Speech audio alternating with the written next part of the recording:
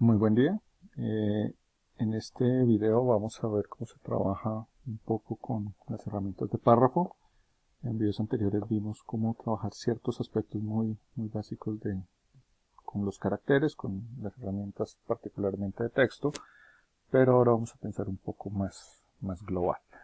Entonces podemos o en el menú contextual cambiar a la herramienta de párrafos marcada por Calderón, o podemos en las herramientas de texto ver dónde encontramos la herramienta de párrafo en la ventana, que pueden encontrarlo también en el menú ventana, y podemos tomar cierto tipo de decisiones. Entonces voy a hacer un acercamiento y aquí pues la primera cosa que habría que notar tiene que ver con la forma en cómo las líneas de texto se configuran dentro de la caja. Entonces hay dos conceptos, uno que sería el concepto de alinear y el concepto de justificar. El concepto de alinear tiene que ver con lograr que todas las líneas de texto se ajusten por un solo eje, sea a la izquierda, sea al centro o sea a la derecha. Entonces estas herramientas las podemos encontrar acá. Y existe la herramienta de justificar. Cuando uno busca estas ventanas, le dicen a uno justificar a la izquierda, al centro, a la derecha, y de pronto uno se confunde un poco, porque justificar quiere decir alinear o hacer coincidir las líneas de texto con dos ejes, con un eje izquierdo y un eje derecho. Entonces es raro pensar que uno justifique a la izquierda.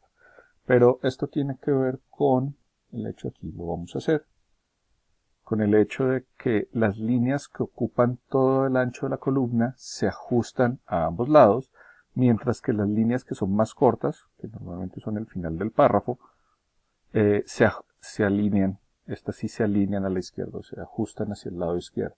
Entonces yo puedo tener justificaciones a la izquierda, al centro, a la derecha, y un tipo de justificación que se le llama habitualmente justificación completa. Este tipo de justificación puede llegar a ser complicado o peligroso porque efectivamente vemos cómo fuerza al texto a acomodarse y genera calaveras. Entonces genera espacios o algo que yo denomino diablitos, que son estos espacios muy cerrados entre los caracteres y las palabras, o estos espacios muy abiertos entre caracteres y palabras que habitualmente se le llaman calaveras. Entonces es muy importante pensar que yo debo tomar una decisión cuando esté construyendo mi bloque de texto en qué es lo que quiero hacer, y esto depende mucho de la longitud del texto, depende mucho de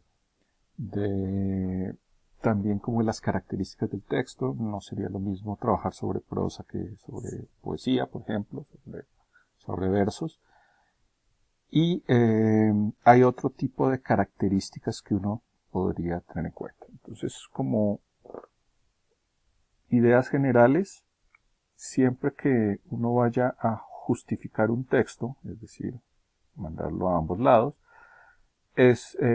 vamos a correr mucho riesgo acerca de los espacios entre las palabras. Ahí es cuando surgen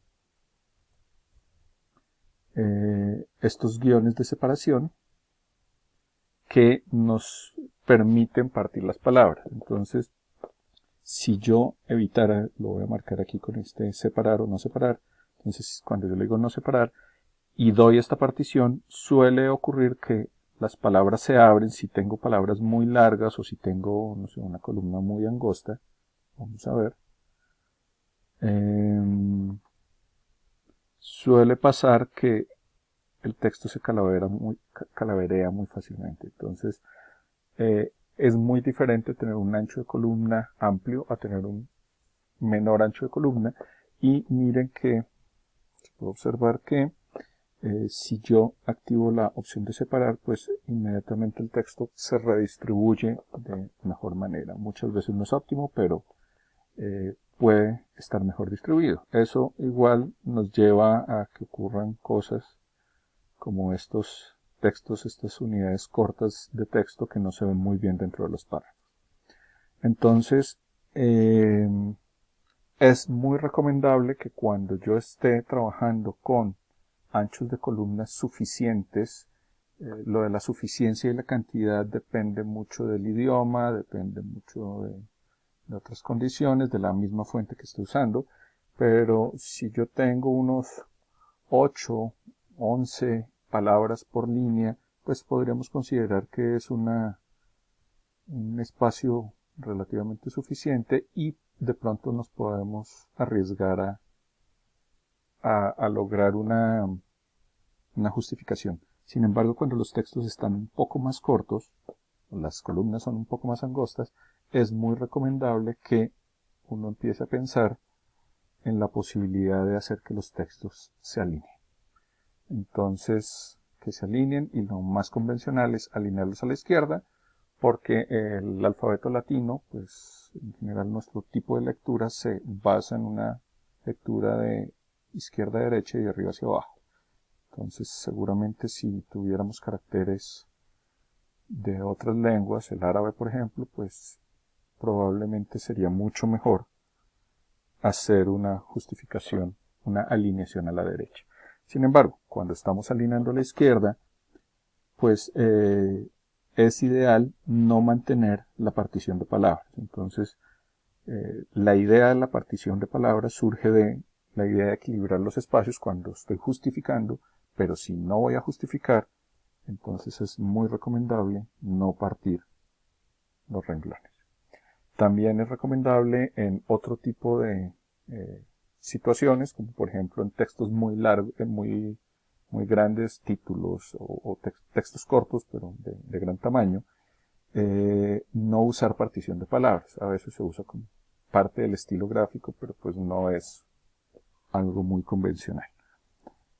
Además, pues cuando yo tengo mi columna, pues vemos que hay una relación entre los anchos de las columnas y los interlineados. Entonces, si yo cambio el interlineado, si yo mantengo un interlineado de 9, de 10 sobre 9 de puntaje, probablemente con este ancho de columna de 5 o 6 palabras por línea, la lectura se puede dar relativamente de buena manera. Pero si yo ensancho la columna,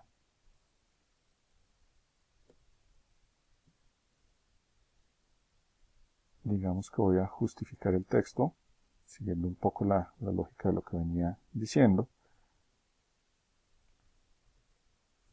entonces pasa esto. Pero aquí, al ser las líneas tan largas, el interlineado empieza a verse apretado y leer esto se vuelve bastante dispendioso. Entonces, normalmente, cuando estoy usando líneas tan anchas, es recomendable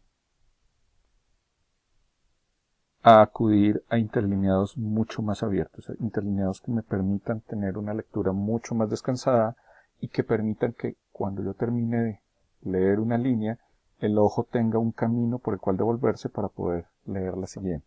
Entonces es muy importante empezar a encontrar el balance entre ancho de columna, tamaño de letra, interlineado. Vamos a ajustar esto un poco. Cuando tenemos este ancho de columna, pues empieza a volverse complicado. De pronto en este texto no es tan notorio porque los párrafos son relativamente cortos, pero cuando los párrafos empiezan a volverse mucho más largos, empieza a volverse complicado diferenciar dónde se cortan, dónde empieza un párrafo, dónde acaba otro. Normalmente cuando uno hace lecturas, uno hace unas primeras lecturas que le permiten saber cuántos párrafos hay en una columna o en un texto, y que le permiten a uno incluso cuando está haciendo búsquedas rápidas encontrar mucho más fácilmente la información. Si yo pongo todo el texto en una sola corrida, pues es muy difícil encontrar ese tipo de encontrar información. Entonces, probablemente lo que vamos a hacer es que vamos a seleccionar esto y aquí podemos recurrir a poder poner sangrías. Entonces yo puedo hacer dos cosas para identificar los párrafos. Uno, generar espacio entre los párrafos. Normalmente lo que muchas personas hacen es dar un doble enter en los párrafos. Aquí voy a hacer una cosa dentro del texto, y es que voy a ir al menú texto y decir mostrar caracteres ocultos. Y aquí me muestran todos los caracteres, entonces se ven unos puntos, se ven estos calderones al final del párrafo.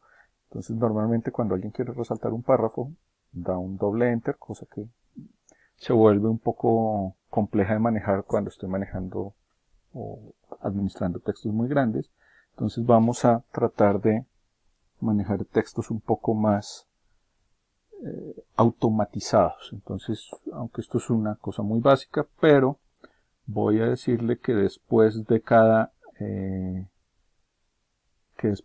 párrafo agregue un espacio de 12 puntos. Entonces 0p12, y al hacerlo todo el texto que está seleccionado aplica esas condiciones e inmediatamente se ve que se parten los párrafos.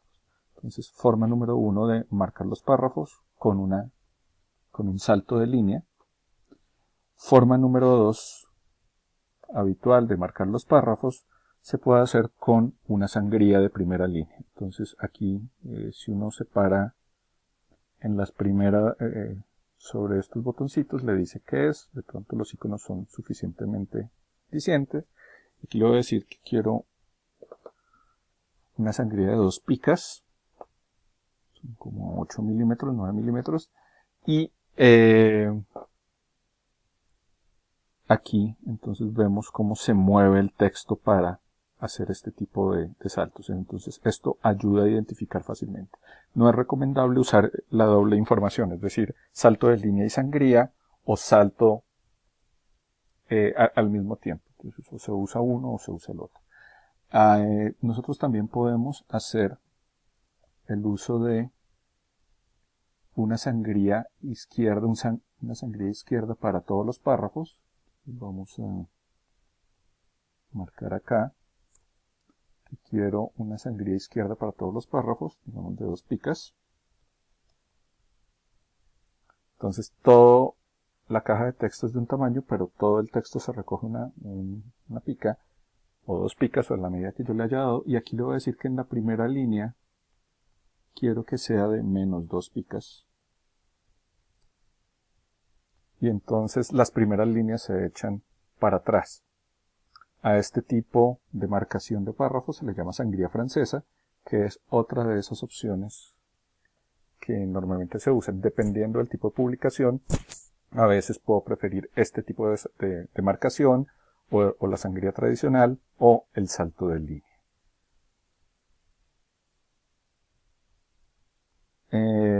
En el siguiente video, entonces vamos a ver algunas otras características que nos pueden servir con la construcción de un párrafo.